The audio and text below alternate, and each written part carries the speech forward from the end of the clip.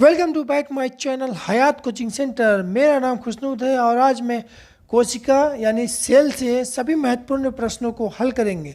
तो आइए चलते हैं, पहला क्वेश्चन देखते हैं क्या है। पहला क्वेश्चन है जीवन की मूलभूत इकाई क्या है। तो ऑप्शन है आपका कोशिका, ऑप्शन बी है आपका अंग, ऑप्शन सी है आपका उत्तक और ऑप्शन डी है नाभिक। तो इसका राइट आंसर जो होगा वो क्या होगा, कोशिका। क्योंकि कोशिका जीवन की मूलभूत इकाई होती है, सबसे छोटी इकाई कोशिका होती है। कोशिका के समूह को उत्तक कहा जाता है और उत्तक के समूह को अंग। ठीक है, यहां तक कोई दिक्कत नहीं। चलिए नेक्स्ट क्वेश्चन देखते हैं आपका। कह रहा निम्नलिखित में से कौन सा कोशिकांग पादप कोशिकाओं में पाया जाता है किंतु जंतु कोशिकाओं में नहीं पाया जाता। ठीक है, तो आपका ऑप्शन देख लेते हैं।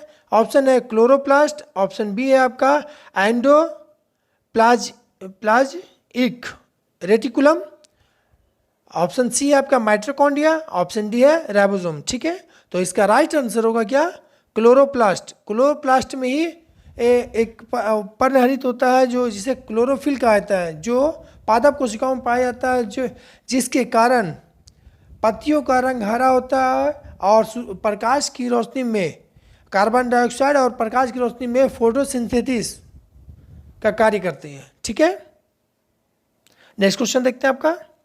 क्वेश्चन कह रहा है कोशिका का जीवित अंश जीवद्रव्य कहलाता है।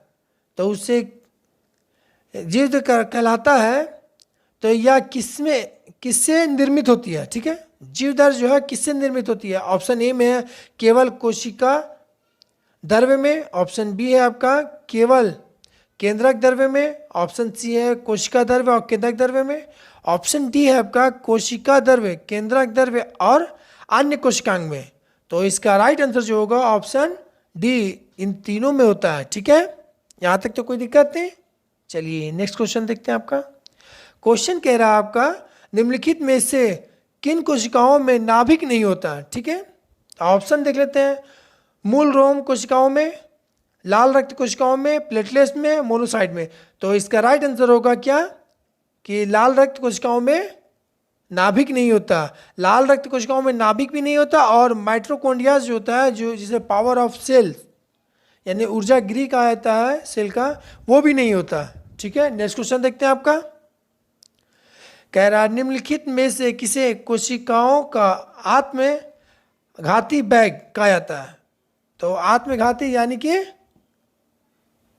आत्मघाती बैग मतलब आत्महत्या की थैली। तो आत्महत्या की थैली किसे कहा जाता है, आत्महत्या की थैली लाइसोसोम को कहा जाता है। ठीक है, तो आपका आंसर क्या होगा, ऑप्शन ए लाइसोसोम। ठीक है, राइबोसोम का कार्य होता है प्रोटीन का निर्माण करना, प्रोटीन की फैक्ट्री राइबोसोम को कहा जाता है। ठीक है, यहाँ तक कोई दिक्कत नहीं। चलिए नेक्स्ट क्वेश्चन देखते हैं आपका। क्वेश्चन कह रहा है निम्नलिखित में से किसे कोशिका का ऊर्जा घर भी कहा जाता है। तो अभी बताए थे किससे power house of cell, power house of cell किसे कहते हैं, ऊर्जा का घर, तो माइटोकॉन्ड्रिया को।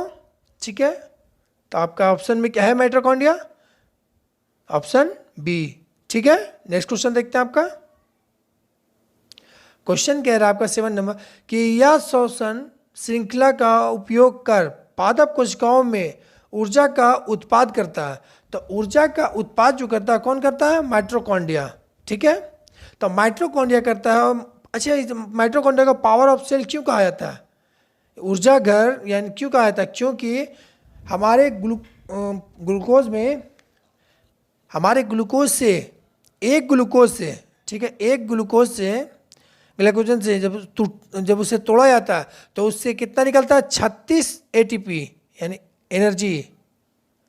ठीक है, 36 एनर्जी निकलती है। ठीक है, तो 36 में से 34 का निर्माण कहाँ होता है, तो माइटोकॉन्ड्रिया में। तो 34 एटीपी का निर्माण कहाँ होता है, माइटोकॉन्ड्रिया में। तो जहाँ 34 यहाँ हो रहा है, 2 कहाँ केंद्र में होता है, तो 34 जहाँ निर्माण हो रहा है, इसीलिए इसे क्या कहते हैं, ऊर्जा गृह यानी ऊर्जा का घर।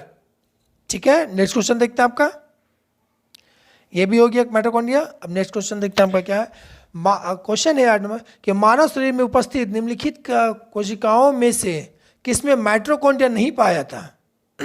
ठीक है, तो ऑप्शन देख लेते हैं। ऑप्शन ए में लाल रक्त कोशिका, ऑप्शन बी में है यकृत कोशिका, ऑप्शन सी में मांसपेशी कोशिका, ऑप्शन डी में श्वेत रक्त कोशिका। तो इसका राइट आंसर होगा, अभी बता चुके हैं हम, कि लाल रक्त कोशिकाओं में ना केंद्रक पाया जाता है ना माइटोकॉन्ड्रिया पाया जाता है। ठीक है, तो ऑप्शन ए, लाल रक्त कोशिकाओं का कार्य होता है रक्त में ऑक्सीजन का परिवहन करना, यानी कि ऑक्सीजन को ले जाना और कार्बन डाइऑक्साइड को बाहर करना, ये रक्त का कार्य होता है। ठीक है, नेक्स्ट क्वेश्चन देखते हैं आपका। क्वेश्चन है आपका, कोशिका के केंद्र के अतिरिक्त किस कोशिकांग में डीएनए होता है? तो अभी कहे थे केंद्रक यानी कि न्यूक्लियस के अलावा कहाँ होता है? तो माइटोकॉन्ड्रिया में। डीएनए भी कहाँ होता है? न्यूक्लियस में। और दूसरा कहाँ होता है डीएनए? माइटोकॉन्ड्रिया में होता है। ठीक है, तो ऑप्शन क्या होगा आंसर? ऑप्शन डी, माइटोकॉन्ड्रिया में। माइटोकॉन्ड्रिया में डीएनए भी होता है, आरएनए भी होता है। ठीक है, नेक्स्ट क्वेश्चन देखते हैं आपका। कह रहा है न्यूक्लियस के बाहर डीएनए कहाँ पाया था? अभी सेम क्वेश्चन था, वहाँ था केंद्रक लिखा, यहाँ इंग्लिश में न्यूक्लियस लिख लिया। ठीक है, न्यूक्लियस मतलब केंद्रक ही होता है। तो केंद्रक के बाहर कहाँ होता है? तो माइटोकॉन्ड्रिया में होता है। कोई दिक्कत यहाँ तक नहीं? चलिए नेक्स्ट क्वेश्चन देखते हैं आपका। निम्नलिखित में से क्या डीएनए में उपस्थित रहता है, ठीक है, किंतु आरएनए में अनुपस्थित रहता है? तो इन चारों में से ऐसा कौन है जो डीएनए में उपस्थित होता है लेकिन आरएनए में नहीं होता है? तो इसका ऑप्शन देख लेते हैं। थायमिन है, दूसरा में एडेनिन है, तीसरा में ग्वानिन है और चौथा में साइटोसिन है। ठीक है, तो इसका राइट आंसर जो होगा वो क्या होगा? थायमिन। क्योंकि थायमिन जो होता है सिर्फ आपका डीएनए में होता है और आरएनए में नहीं होता। आरएनए में राइजोसोम होता है। ठीक है, तो इसमें आके एडेनिन, गुआनिन और साइटोनिन दोनों होता है, दोनों में होता है ये तीनों। और थायमिन जो होता है वो सिर्फ डीएनए में होता है। ठीक है, नेक्स्ट क्वेश्चन देखते हैं आपका। क्वेश्चन कह रहा आरएनए का प्राथमिक कार्य क्या है? तो आरएनए में 3 प्रकार के आरएनए होते हैं। क्या क्या? एक टीआरएनए होते हैं, ठीक है, एक होता है आरआरएनए, एक होता है एमआरएनए। ठीक है, तो टीआरएनए का मतलब है ट्रांसफर आरएनए और एमआरएनए का मतलब मैसेंजर आरएनए। लेकिन आरआरएनए जो मतलब होता है इसका राइबोसोम आरएनए। तो राइबोसोम का कार्य क्या होता है? प्रोटीन का संश्लेषण करना, यानी प्रोटीन की फैक्ट्री राइबोसोम को भी कहा जाता है। इसलिए प्रोटीन का संश्लेषण कहाँ होता है? तो राइबोसोमी में होता है। ठीक है, आरएनए में प्रोटीन का संश्लेषण होता है। तो क्या आंसर होगा आपका? प्रोटीन का संश्लेषण। आरएनए में क्या होता है? प्राथमिक कार्य क्या है? तो प्रोटीन का संश्लेषण, ऑप्शन बी। चलिए नेक्स्ट क्वेश्चन देखते हैं आपका। कह रहा है आनुवांशिक यूनिट अर्थात जीन होते हैं, किसमें होते हैं? ठीक है, केंद्रीय झिल्ली में, कोशिका कला में, लाइसोसोम में, ऑप्शन डी गुणसूत्र में। तो आनुवांशिक यूनिट कहाँ होता है? तो गुणसूत्रों में होते हैं। ठीक है, यहाँ तक तो कोई दिक्कत नहीं। नेक्स्ट क्वेश्चन देखते हैं आपका। क्वेश्चन कह रहा है आपका डीएनए की द्विसूत्री यानी डबल हेडेड मॉडल, द्विसूत्री संरचना का पता लगाया था किसने? तो डबल हेडेड मॉडल की संरचना का पता कौन लगाया था? वाटसन और क्रिक ने। ठीक है, हार्विन क्रोनर ने जेनेटिक कोड का पता लगाया था। ठीक है, चलिए नेक्स्ट क्वेश्चन देखते हैं आपका। कह रहा सर्वप्रथम डीएनए को किसने अलग किया था? ठीक है, ऑप्शन देख लेते हैं आपको। फ्रेडरिक मिशर ने, ऑप्शन बी है आपका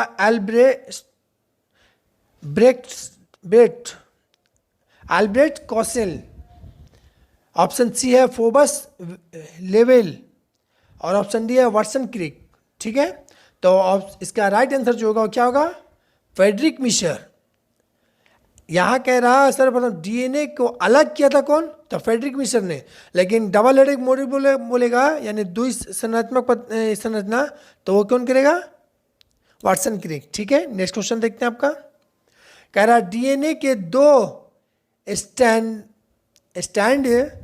किस प्रकार के बंधक बने होते हैं? जो ये स्टैंड होते हैं डीएनए किस तरह का होते हैं? इस तरह का होते हैं, इस तरह का मॉडल से बने होते हैं। ठीक है, तो यहाँ से ये जो बॉन्ड होता है, ये बॉन्ड जो होता है वो किस तरह के बॉन्ड से बना होता है? ठीक है, तो ऑप्शन आपका हाइड्रोजन बॉन्ड, दूसरा है सहसंयोजक बॉन्ड, तीसरा स्थिर विद्युत बल द्वारा और चौथा है वंडरवॉल बलों द्वारा। तो इसका राइट आंसर जो होगा क्या होगा? Hydrogen bond. ये हाइड्रोजन बॉन्ड के तहत ये बना होता है, ठीक है। नेक्स्ट क्वेश्चन देखते हैं आपका। और सात संयोजक बॉन्ड जो होता है वो कौन बना होता है? कार्बन का जो होता है वो सात संयोजक बॉन्ड से, कार्बन जो बनता है वो सात संयोजक बॉन्ड है। सात संयोजक बॉन्ड में क्या होता है, जैसे कि कार्बन के कितने 6 होते हैं, तो 2 और 4 होते हैं। उसी प्रकार कार्बन के और भी 4 से तो ये स्टेबल नहीं हो रहा, तो स्टेबल करने के लिए क्या करता है, तो 1 4 और लेता है, किससे? 2 और 4, एक और से 4 लेगा, तो क्या होगा, ये 4 4 8 मिलके संबंध बनाएगा एक दूसरे से, सहसंयोज करेगा। तो सहसंयोज एक दूसरे से कम सहयोग करके जो बनता है वो सहसंयोग बॉन्ड कहते हैं, ठीक है। नेक्स्ट क्वेश्चन देखते हैं आपका। क्वेश्चन कह रहा है विषाणुओं में निम्नलिखित में से कौन सी एक विशेषता नहीं है होती, ठीक है। तो ऑप्शन देख लेते हैं आपका। ऑप्शन ए, डीएनए या आरएनए उपस्थित होता है। विषाणुओं में या तो डीएनए होगा या तो आरएनए होगा, ठीक है। डीएनए में यह अपवाद है इसमें विषाणुओं में कि विषाणुओं में डीएनए हो सकता है या आरएनए होता है, दोनों नहीं होता, ठीक है। ऑप्शन बी में लिखा हुआ है, तो ये तो सही है, डीएनए या आरएनए उपस्थित होगा, दोनों में से एक होता है, ठीक है। परपोषी कोशिका के अंदर प्रजनन, ये भी ठीक है आपका, परपोषी कोशिकाओं के अंदर इसका प्रजनन होता है। कह रहा कौन सी विशेषता नहीं है, ठीक है। तो ऑप्शन सी देख लेते हैं, स्वभाव से या पूरी तरह परजीवी होता है, ये भी सही है, परजीवी होता है। ऑप्शन डी कह रहा है कोशिका भित्ति की उपस्थित है, ये गलत है आपका इसका, तो ये इसमें कोशिका भित्ति नहीं, कोशिका झिल्ली होती है, ठीक है। तो इसका राइट आंसर कौन सा होगा? ऑप्शन डी, क्योंकि पूछ रहा कौन गलत है, ठीक है। नेक्स्ट क्वेश्चन देखते हैं आपका। क्वेश्चन कह रहा है विषाणुओं में होता है, ठीक है। क्वेश्चन कह रहा है विषाणुओं में होता है, क्या होता है? केवल डीएनए, केवल आरएनए, ना तो डीएनए ना तो आरएनए। और ऑप्शन डी है या तो डीएनए या तो आरएनए या तो डीएनए। तो अभी आपको हम बताए थे कि विषाणुओं में एक अपवाद है, चाहे तो उसमें डीएनए हो चाहे तो आरएनए हो, दोनों नहीं होता, एक होता है, ठीक है। लेकिन दोनों होता है, उसमें डीएनए भी पाया जाता है और आरएनए भी। तो जिसमें आरएनए होगा उसमें डीएनए नहीं होगा, जिसमें डीएनए होगा उसमें आरएनए नहीं होगा, ठीक है। तो इसका राइट आंसर होगा ऑप्शन डी, ठीक है। नेक्स्ट क्वेश्चन देखते हैं आपका। कह रहा यूकैरियोटिक कोशिकाओं में प्लाज्मा झिल्ली किससे निर्मित होती है, ठीक है। तो ऑप्शन देख लेते हैं आपका। ऑप्शन ए में है फास्फोलिपिड से, ऑप्शन बी में है लिपोप्रोटीन से, ऑप्शन सी में है फास्फोलिपोप्रोटीन से, ऑप्शन डी है फास्फोप्रोटीन से। तो इसका राइट आंसर होगा फास्फोलिपिड से, ठीक है। फास्फोरस और लिपिड्स के मिलकर यह बनता है, यानी वसा से मिलकर यह बनाता है क्या? कोशिका झिल्ली, ठीक है। नेक्स्ट क्वेश्चन देखते हैं आपका। क्वेश्चन कह रहा निम्नलिखित में से किस अवस्था में जाने पर कोशिका अंग विभाजन नहीं होता, ठीक है। तो कोशिका अंग जो विभाजन नहीं होता वो कौन से स्थिति है? जी फेस, G0 फेस में कोशिका विभाजन नहीं होता, वहाँ स्थिर होकर स्थिर रहता है, ठीक है। तो कौन कौन से फेज में? आंसर तो ये होगा। अब चलिए थोड़ा सा इसके बारे में जान लेते हैं, ठीक है। G0 फेज में जो होता है उसमें विभाजन नहीं होता है। तो कहाँ होता है? तो G1 में जो होता है, G1 में होता है कोशिका का क्या होता है? वृद्धि होता है, ठीक है। पहले कोशिका का वृद्धि कहाँ होगा? G1 में। उसके बाद S में आते हैं, उसके बाद S से द्वितीय चरण है S, तो वहाँ वृद्धि के साथ क्या होता है कि फैलना शुरू करता है, यानी कि विभाजन की प्रक्रिया शुरू कर देता है, कहाँ से? S से। और उसके बाद G2 में आते हैं, ठीक है। G2 में पूर्णतः वह विभाजन के हेतु तैयार हो जाता है। तो तैयार कहाँ होता है? G2 में। लेकिन इसके बाद यहाँ से फिर एक और फेस क्या होता है? M face. तो M फेस में या पूरी तरह विभाजित कहाँ होता है? तो M फेस में जाकर होता है, ठीक है। और M फेस में जो विभाजन होता है उसे क्या कहते हैं? साइटोकाइनेसिस। जो विभाजन की प्रक्रिया होती है उसे क्या कहते हैं? साइटोकाइनेसिस।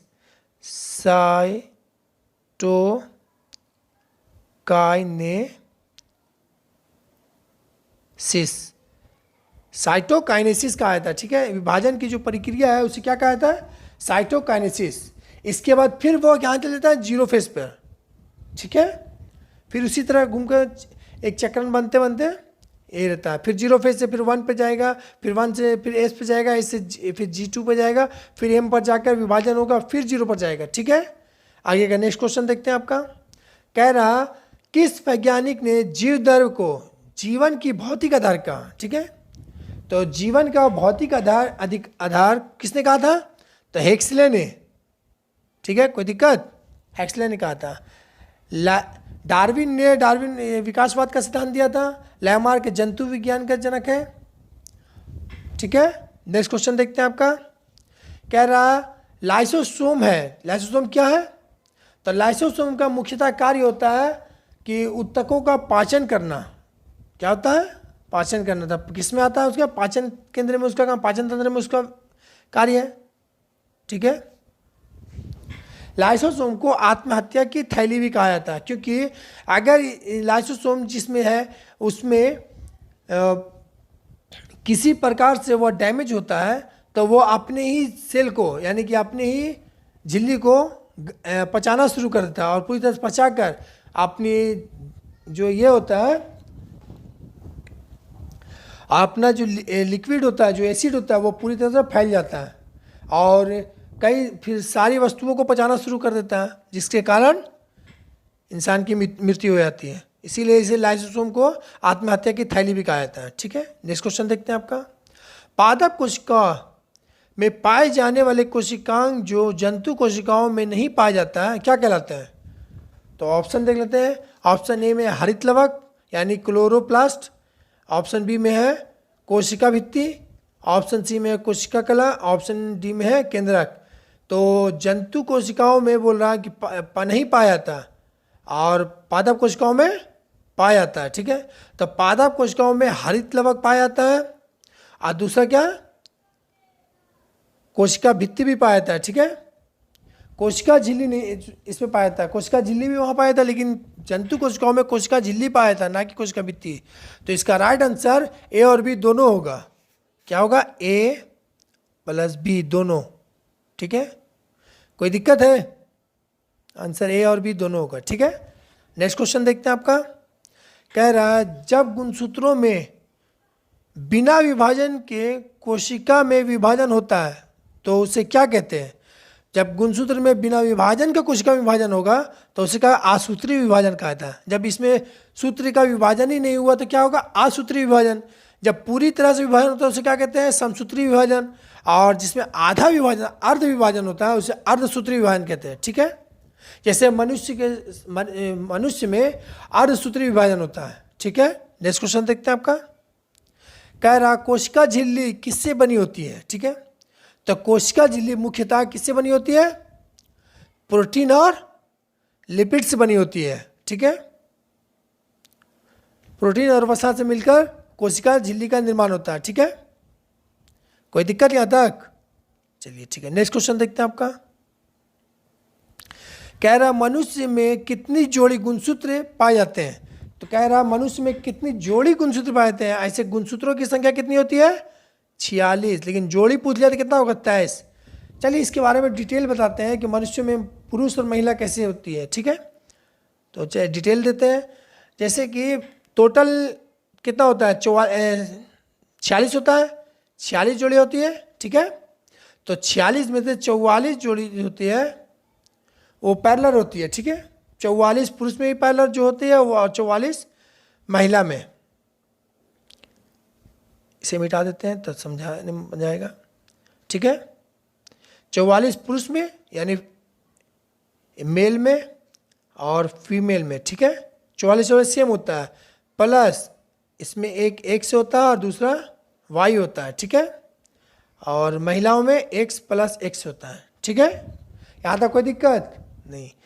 तो जब गुणसूत्र का विभाजन होता है तो किस तरह से पुत्र और पुत्री का निर्माण होता है वो बता रहे हैं आपको।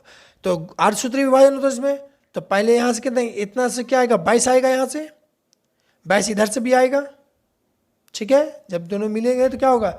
यहाँ से भी 22 जाएगा, यहाँ से अर्धसूत्री विभाजन हो रहा, तब 22 कितना हुआ? 44 हो गया। ये 44 तो आ गया। अब यहाँ देखो जो काम होना है, जो कांड होता है वो यहीं से होता है। ठीक है, तो अगर यदि यहाँ से एक से आता है, ठीक है, एक से आया, इधर से तो फिक्स है, ये आए चाहे ये आए तो एक से ही आएगा, तो यहाँ से एक से आएगा तो क्या होगा, ये जब एक से आएगा तो क्या होगा, पुत्री।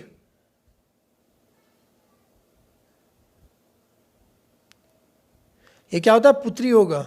लेकिन जब यहाँ से 44 है, ये 44 आ चुका है, उसके बाद यहाँ से प्लस y आता है, ठीक है, और प्लस यहाँ से क्या आएगा, x आएगा, यहाँ तो x आएगा, तो 44 x प्लस वाई जब आएगा तो क्या होगा यहाँ, पुत्र। इसीलिए कहा गया है कि जो पुत्र या पुत्री का ये होता है, जनन होता है, वो किससे होता है, पिता के क्रोमोसोम से होता है। यदि पिता से एक से आता है तो पुत्री होगा, यदि पिता से वाई आता है तो पुत्र होगा। यहां तक तो किसी को दिक्कत नहीं होनी चाहिए। चलिए ठीक है, नेक्स्ट क्वेश्चन देखते हैं आपका। क्वेश्चन कह रहा, निम्नलिखित में से किस वैज्ञानिक को कोशिका विज्ञान का जनक कहा था। ठीक है, कह रहा कोशिका विज्ञान का जनक, मेंडल को क्या कहता है, आनुवांशिक का जनक, लिनियस को द्वि पद्धति का जनक, द्वि नाम पद्धति का, ल्यूइनहाउ का है जीवाणु की खोज किया था। ठीक है, और तो रॉबर्ट हुक जो है इसने इसे क्या कहता है, कोशिका विज्ञान का जनक कौन है, रॉबर्ट हुक। कोई दिक्कत नहीं, चलिए ठीक है, नेक्स्ट क्वेश्चन देखते हैं आपका। क्वेश्चन कह रहा निम्नलिखित में से कौन से जीव कोशिका सिद्धांत का पालन नहीं करता। ठीक है, कौन सा जीव कोशिका सिद्धांत का पालन नहीं करता। ठीक है, तो क्यों, कौन सा जीव है, तो अभी बताए थे हम आपको कि विषाणु एक ऐसा जीव है जो कोशिका सिद्धांत का पालन नहीं करता, क्योंकि यह मुख्यतः यह निर्जीव अवस्था में होता है, लेकिन अनुकूल वातावरण मिलने पर यह जीवित अवस्था में प्रतीत होना शुरू हो जाता है। इसीलिए इसे कोशिका सिद्धांत का पालन के रूप से, कोशिका सिद्धांत में पालन नहीं आता है, ना ही निर्जीव में आता है ना ही सजीव में आता है। ये दोनों अवस्था में पाया होता है। ठीक है, तो आंसर कौन सा होगा, सिद्धांत में नहीं पालन करता है, तो ऑप्शन बी। ठीक है, नेक्स्ट क्वेश्चन देखते हैं आपका। कह रहा निम्नलिखित में से किस जीव को सजीव और निर्जीव का मध्य की कड़ी कहा गया। देखो अभी कहते हैं कि सजीव और निर्जीव दोनों में ही आता है, तो कौन आता है, विषाणु। ठीक है, नेक्स्ट क्वेश्चन देखते हैं आपका। कह रहा मिलान करना। ठीक है,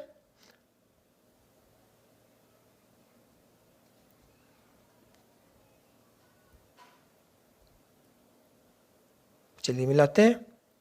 कह रहा निम्नलिखित में सम्मिलित में ए और बी वर्ग को मिलान कीजिए। तो सबसे बड़ा पादप कोशिका, पादप कोशिका कह रहा है, ना कि कोशिका कह रहा है। कोशिका कहता तो क्या होता है, शुतुरमुर्ग का अंडा होता है। ठीक है, लेकिन कह रहा पादप कोशिका, यहाँ पर देखिए पादप कोशिका कह रहा है, तो पादप कोशिका होता है, कौन होता है, कार्लेर्पो टैक्सीफोलिया। ठीक है, सबसे बड़ी पादप कोशिका कौन होगा, कार्लेर्पो टैक्सीफोलिया। ठीक है, पुरुषों में सबसे छोटी कोशिका कौन सी होती है, तो पुरुषों में सबसे छोटी कोशिका जो होती है वो कौन सी, शुक्राणु होती है। क्या होता है, शुक्राणु। ठीक है, मानव शरीर में सबसे बड़ी कोशिका, सबसे बड़ी कोशिका कौन, तंत्रिका तंत्र होगा, इसमें कोई दिक्कत नहीं। और सबसे बड़ी कोशिका कौन सी है, शुतुरमुर्ग का अंडा होगा, सबसे बोला नहीं, सबसे बड़ी कोशिका कौन सा होगा, शुतुरमुर्ग का अंडा। यहां तक कोई दिक्कत, तो अब मिलाते हैं किसमें कौन है।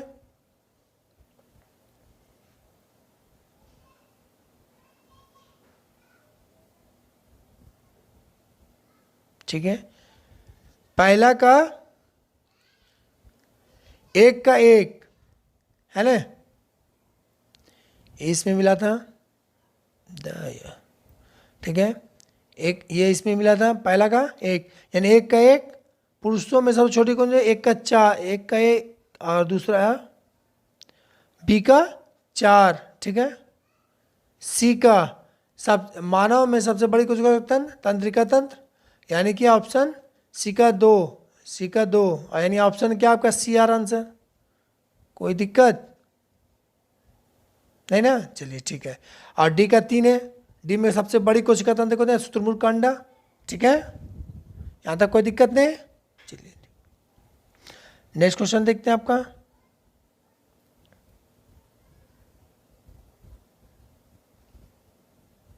ठीक है, मिलान ठीक कर देते हैं। ठीक है यहाँ तक, चलिए ठीक है। नेक्स्ट क्वेश्चन देखते हैं आपका। कह रहा निम्नलिखित जीवों की कोशिका भित्ति में कह रहा निम्नलिखित जीवों की कोशिका भित्ति एवं उसके निर्माण करता पदार्थ के आधार पर वर्गों में सुमिलित कीजिए विकल्प का चयन। तब पहला में कोशिका भित्ति है, दूसरा में निर्माण करता पदार्थ है। तो कौन कोशिका भित्ति से कौन सा निर्माण, किससे निर्माण कौन सा कोशिका भित्ति होती है, वो मिलान करना। ठीक है, तो सबसे ए में है पादप कोशिका भित्ति।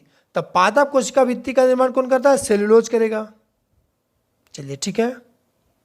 दूसरा कह रहा है आपका कि यानी 1 का 4 होगा, है ना।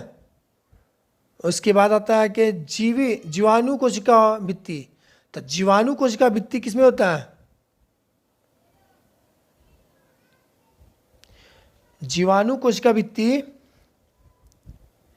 पेप्टोग्लाइकन।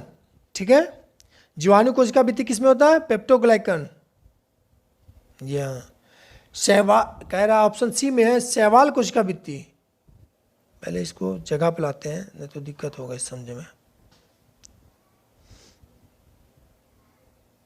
ठीक है, यहां से बनाना है, ऑप्शन भी आ जाएगा। ठीक है, इसको थोड़ा छोटा करते हैं कि समझाने में बनेगा। चलिए ठीक है, यहाँ अब तो कोई दिक्कत नहीं। चलिए ठीक,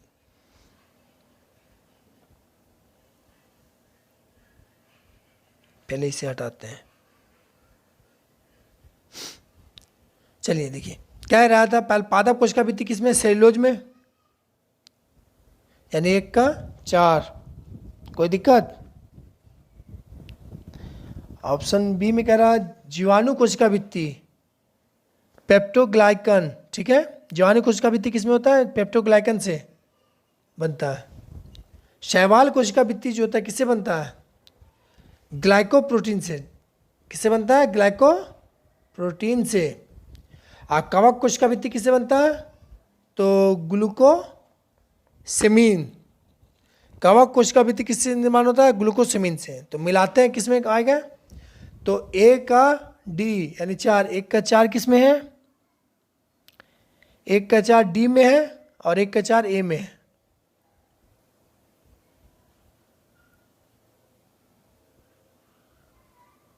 ठीक है, 1 का 4 डी में है और ए में है। ठीक है, तो मिलाते हैं, 2 का 2, ठीक है, ए में। सी कह रहा है कि 2 का 3, ये गलत हो गया, तो यही तो आंसर है, ए आंसर होगा। चलिए मिलाते हैं, 3 का 3 ग्लाइकोप्रोटीन। ठीक है, सवाल का 3 का 3 और 4 का 1 कवक का हो गया क्या, ग्लूकोसेमिन। तो आंसर कौन सा होगा, ऑप्शन ए। कोई दिक्कत। ठीक है, नेक्स्ट क्वेश्चन देखते हैं आपका। चलिए क्वेश्चन समाप्त हो गया, सेवा समाप्त। चलिए आज के लिए इतना ही, फिर नेक्स्ट वीडियो में मिलते हैं। थैंक यू, नमस्कार।